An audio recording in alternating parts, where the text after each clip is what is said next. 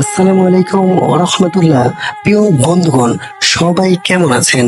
আপনি কি কখনো ভেবেছেন কেন মানুষের চেহারা বিভিন্ন প্রকারের হয়? কারো চেহারা লাল, কারো চেহারা কালো, আবার কারো চেহারা সাদা। তাহলে আসুন আমরা নবীজির সুস্পষ্ট বাণী দ্বারা আমরা বুঝিনি কেন মানুষ বিভিন্ন প্রকারের হয়।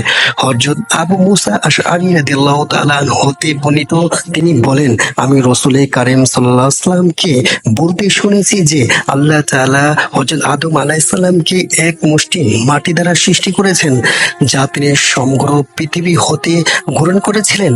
ফলে আদম সন্তানরাও মাটির বিভিন্ন প্রকৃতির অনুসারেই রয়েছে।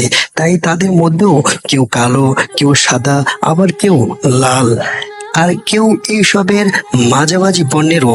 কেউ কোমল হৃদয়ের অধিকারী, আবার কেউ কঠোর হৃদয়ের অধিকারী, কেউ সৎ, আবার কেউ অসৎ প্রকৃতির। প্রিয় সাথী বন্ধুগণ, এই হাদিসটি আহমদ, তিরমিজি ও আবু দাউদ শরীফে বর্ণিত রয়েছে।